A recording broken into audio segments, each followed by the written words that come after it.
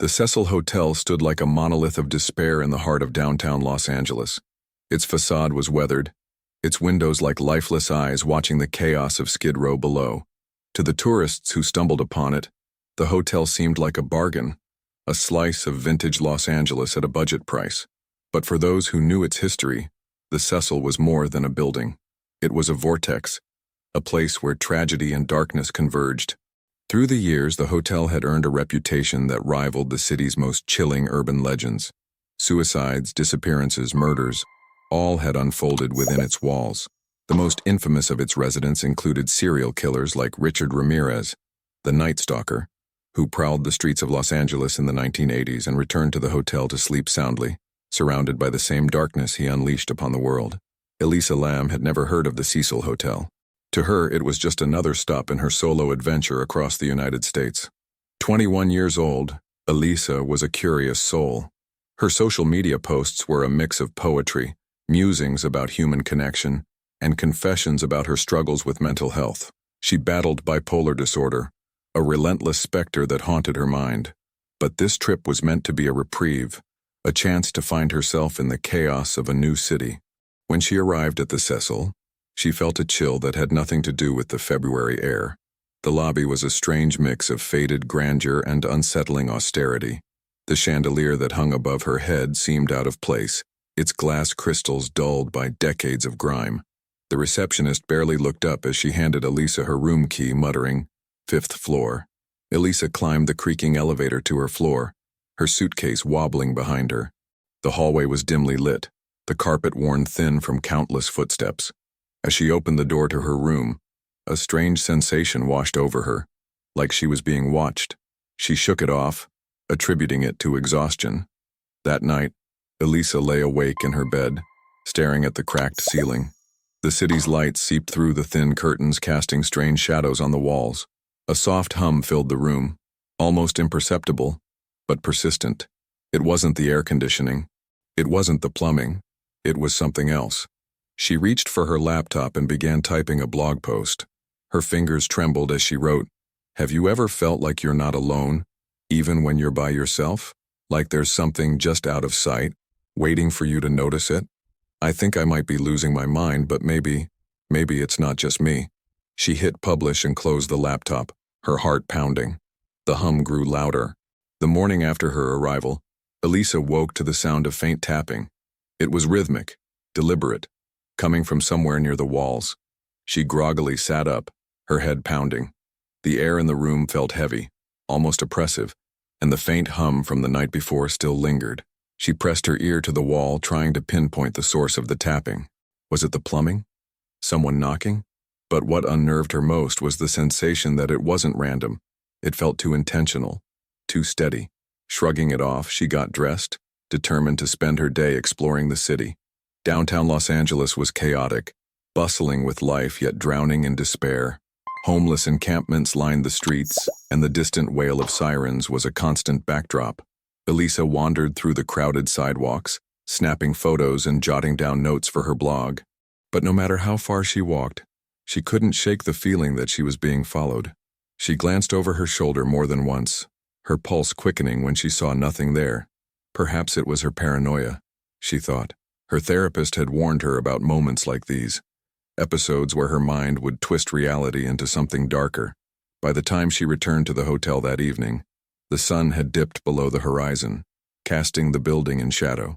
The lobby was nearly empty, save for a man slumped in a corner muttering to himself. Elisa hurried past him, clutching her bag tightly. The elevator ride to her floor was uneventful, but as she stepped into the hallway, a shiver ran down her spine. The air felt colder here, the lights dimmer. She reached her door and hesitated. For a moment she thought she saw something out of the corner of her eye, a flicker of movement at the end of the hall. But when she turned to look, there was nothing. Inside her room, Elisa tried to distract herself by scrolling through social media. She posted selfies from her day, captioning them with cheerful updates. But the strange sensation of being watched persisted. She closed her laptop and pulled out her journal, scribbling down her thoughts. "I feel like I'm unraveling. Everything feels wrong. This place, this hotel, it's like it's alive, watching me, waiting for me to slip up." Am I imagining it? Or is there something here, something I can't see? That night the tapping returned. This time it was accompanied by faint whispers, indistinct words that seemed to seep through the walls. Elisa pressed her hands over her ears, trying to block it out, but the sound seemed to grow louder in her mind. The days passed in a haze. Elisa's behavior became more erratic, and the hotel staff began to take notice. The cleaning lady, an older woman with a thick accent, muttered to her colleague as they saw Elisa pacing the lobby one afternoon. "She talks to herself," the woman whispered, "and she stares at the elevator like it's going to eat her alive." But it wasn't just her behavior that unsettled the staff. Strange things began happening around the same time Elisa checked in. Lights flickered in the hallways. The elevator doors opened and closed at random, and guests complained of hearing footsteps in empty rooms. One night, Elisa wandered into the lobby barefoot, her hair disheveled, her eyes wide and unblinking. She approached the front desk, her voice trembling. "Do you believe in ghosts?" she asked the receptionist, who stared at her with a mixture of concern and annoyance. "Ma'am, are you okay?" the receptionist asked cautiously. "There's something in my room," Elisa whispered. "I can feel it, it's watching me." The receptionist sighed. "Do you want me to call someone? A friend, maybe?" "No," Elisa snapped, her voice rising. "You don't understand. It's not a person. It's something else." The receptionist exchanged a glance with the security guard nearby, who stepped forward cautiously. Elisa backed away, shaking her head.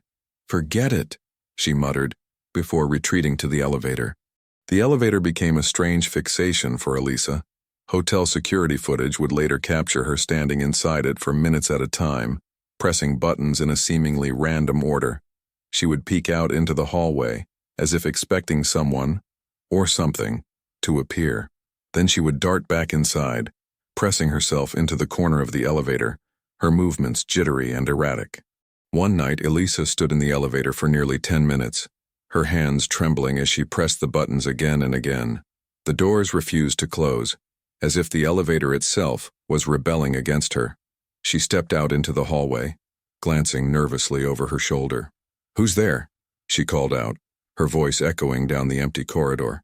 There was no response, but the air grew colder, and the oppressive hum she had heard since her first night returned, louder than ever. Elisa's breathing quickened. She felt like she was being suffocated by the weight of the silence around her. She stumbled back into the elevator, pressing the buttons frantically. The doors finally closed, and the elevator began to ascend. But as it did, Elisa felt a presence behind her. She didn't dare turn around. When the doors opened on the 5th floor, she bolted out, running to her room and locking the door behind her. She leaned against it, her chest heaving, and whispered to herself, "It's not real. It's not real. It's not real." But in the silence of her room, she could still hear the hum. By the 3rd night at the Cecil Hotel, Elisa's grip on reality had begun to slip completely. Her once coherent journal entries devolved into frantic scrawls, a jumble of fragmented thoughts and cryptic drawings. Spirals, eyes, and strange symbols filled the pages, as if her mind was trying to unravel a puzzle only she could see. She stopped eating, her appetite replaced by a gnawing sense of dread. The whispers in the walls had grown louder, more insistent, and the tapping was no longer confined to her room. It followed her, echoing through the hallways, even when no one else seemed to hear it. On one particularly cold night, Elisa woke to find her room bathed in an unnatural glow. The light didn't come from the street lamps outside or the flickering overhead bulb. It seemed to seep from the walls themselves, pulsing faintly like a heartbeat. Her chest tightened as she sat up, scanning the room. The shadows were wrong. They stretched and twisted in ways that defied logic, curling around corners and slithering across the ceiling. "Elisa," the voice was soft, almost a whisper, but it froze her blood. It came from everywhere and nowhere all at once. "Elisa." She clutched her blanket tightly, her breathing shallow. "Who's there?" she croaked, her voice barely audible. The glow faded, and the room was plunged into darkness, but the voice remained, growing louder, more insistent. "Elisa, you can't hide." She scrambled out of bed, her heart pounding wildly. She flipped on the light switch, but the bulb only flickered weakly before sputtering out. The whispers turned into laughter, low, guttural, and inhuman. She fled the room, barefoot and trembling, and stumbled into the hallway. The corridor stretched endlessly before her, the dim lights flickering overhead.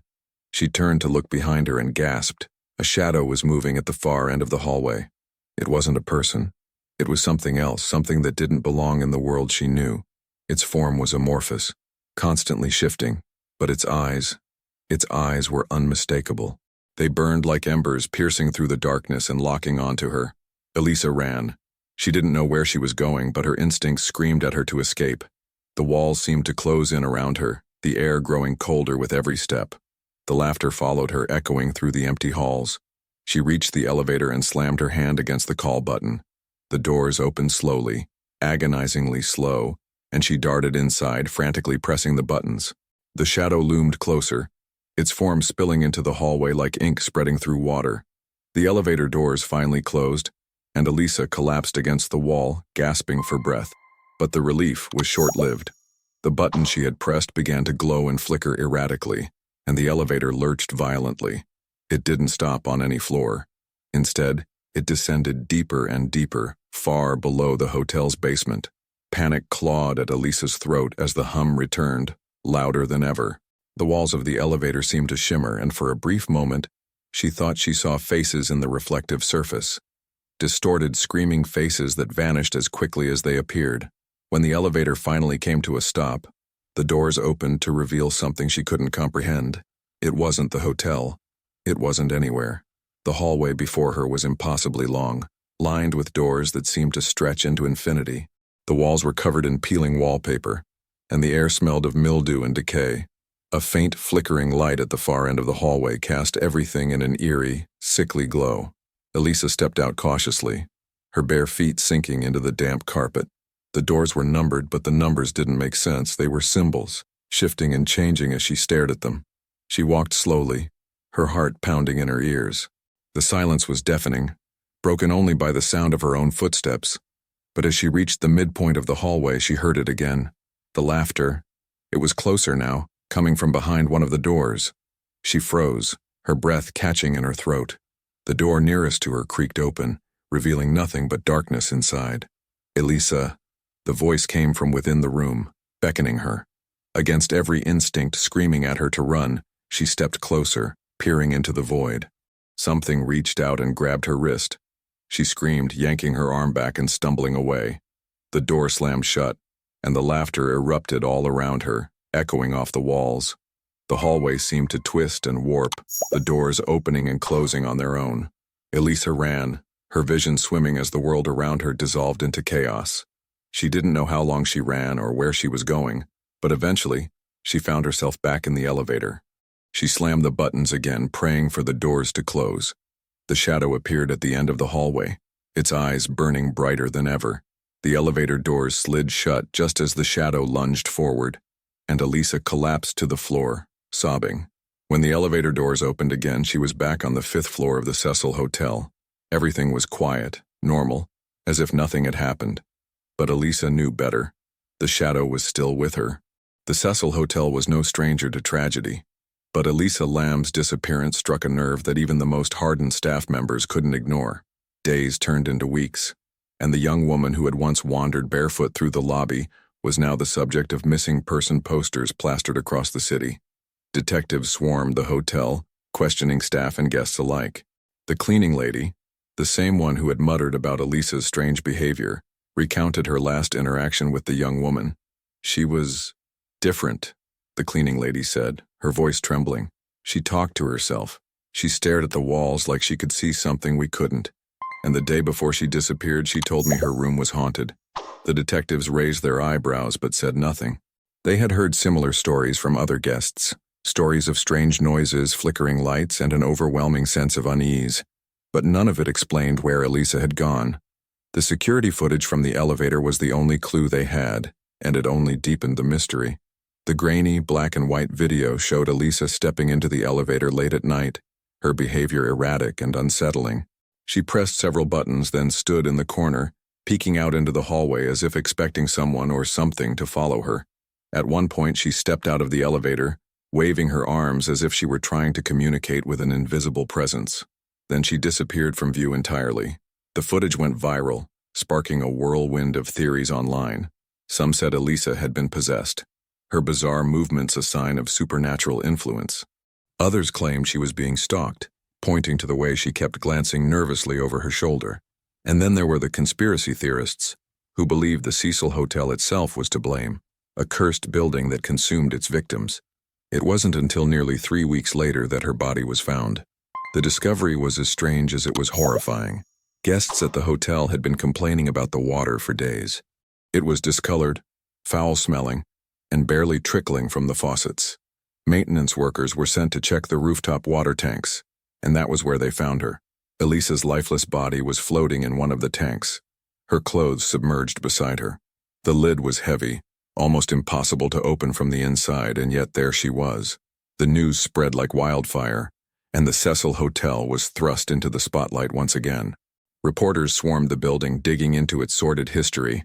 They uncovered stories of suicides, murders, and unexplained deaths, painting the hotel as a magnet for tragedy.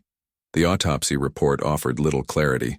Elisa's death was ruled accidental, with no signs of foul play. Her bipolar disorder was listed as a contributing factor, leading investigators to conclude that she had suffered a psychotic episode and climbed into the tank herself. But not everyone was convinced. Among the skeptics was a paranormal investigator named Victor Reyes. Victor had spent years studying the Cecil Hotel, convinced that it was a nexus of supernatural energy. He believed that Elisa's death was no accident, and he wasn't alone. Victor interviewed other guests who had stayed at the hotel during Elisa's time there. One woman, a tourist from Europe, recounted a chilling experience on the night Elisa disappeared. "I was in my room trying to sleep," the woman said, wringing her hands nervously. "But I kept hearing footsteps outside my door. When I looked through the peephole, there was no one there. And then the footsteps started coming from inside my room." Victor nodded, his expression grim. "Did you see anything?" The woman hesitated, her face pale. "I saw a shadow. It didn't have a shape. It was just there, watching me." Another guest, a man who had checked out the morning after Elisa's disappearance, described hearing a strange humming sound in the hallway. "It was like a low vibration," he said, "almost like chanting. It gave me the creeps." Victor pieced together the accounts, noting the similarities between them. The shadowy figure, the humming, the oppressive atmosphere, all of it pointed to something beyond the natural world. But the most disturbing account came from a night security guard who had worked at the hotel for years. He claimed that Elisa wasn't the first guest to disappear under strange circumstances. "There was a girl back in the 90s, the guard said, his voice low. "She stayed on the same floor as Elisa. One night she just vanished. No one ever found her. And before that, there were rumors about a man who went crazy in one of the rooms, said he was being followed by something." Victor's theory was simple. The Cecil Hotel was cursed. Its dark history had created a rift, a doorway to another realm, and Elisa Lam had stumbled through it. But even with all the theories, the questions remained. How had Elisa ended up in the water tank? Why had she pressed those specific elevator buttons? And what had she seen in her final moments? The internet was rife with speculation, each theory more outlandish than the last. Some pointed to Elisa's blog posts, claiming they contained hidden messages. Others analyzed the elevator footage frame by frame, searching for clues in her erratic movements. And then there were the urban legends. Some said the Cecil Hotel was built on cursed land, a place where dark rituals had been performed long before the city was founded. Others believed the building itself was alive, feeding on the despair of its residents. One legend in particular gained traction, the idea that Elisa had played the elevator game, a ritual said to open a portal to another dimension. According to the rules, the game required pressing a specific sequence of elevator buttons, and if done correctly, it would take the player to an alternate reality. The theory sent chills down Victor's spine. The sequence Elisa had pressed in the elevator footage matched the ritual exactly. In the end, the true story of Elisa Lam's death remained a mystery. Was it a tragic accident, the result of a young woman's struggle with mental illness? Or was it something darker, something that couldn't be explained by logic or science? The Cecil Hotel closed its doors a year later, its reputation irreparably tarnished. But for those who knew its history, the building's darkness would never truly fade, and Elisa's story would live on, a chilling reminder of the thin veil between reality and the unknown. Years passed, But the story of Elisa Lam never faded from public consciousness. Her name became synonymous with the strange and the unexplainable, a modern urban legend that refused to die. The grainy elevator footage was dissected endlessly on forums, podcasts, and YouTube channels, each new theory adding another layer to the enigma. Some believed it was all too simple to be supernatural, a tragic accident involving mental illness and a poorly secured water tank. They pointed to Elisa's bipolar disorder, her history of manic episodes, and the medications found in her system. It was easier, perhaps, to reduce her death to something rational, something that could fit neatly into a report, but others couldn't ignore the gaps in the story. The locked rooftop door, the impossibly heavy lid of the water tank, the eerie details that defied explanation. Victor Reyes, now retired from paranormal investigations, still found himself haunted by the case. He had spent years chasing ghosts and shadows, but nothing had ever affected him like the Cecil Hotel. The memories of those dark hallways, the whispers of the guests and the chilling elevator footage stayed with him, a constant reminder of how thin the line between reality and the unknown truly was. He often revisited Elisa's blog, searching for clues in her words. One post stood out to him, written just weeks before her trip. "I've been thinking a lot about doors, how some are meant to stay closed. But what happens when you open one and can't go back? What happens when you step through and something follows you?" Victor didn't believe in coincidences anymore. The Cecil Hotel remained shrouded in infamy, its halls empty, its windows dark, but those who walked past it late at night swore they could feel the building watching them, its presence as palpable as the cold wind that swept through the streets. Urban explorers and thrill-seekers occasionally snuck inside, hoping to catch a glimpse of the supernatural. Some claimed they heard Elisa's voice echoing through the halls, pleading for help. Others reported seeing a shadowy figure lurking near the elevator, its burning eyes searing into their souls. One young woman, a self-proclaimed paranormal investigator, recorded her experience in a YouTube video. Her voice trembled as she recounted what she'd seen. "I was on the 5th floor near Elisa's room," she said, "and I swear I saw her just for a second. She was standing in the hallway staring at me, but her eyes, they weren't human."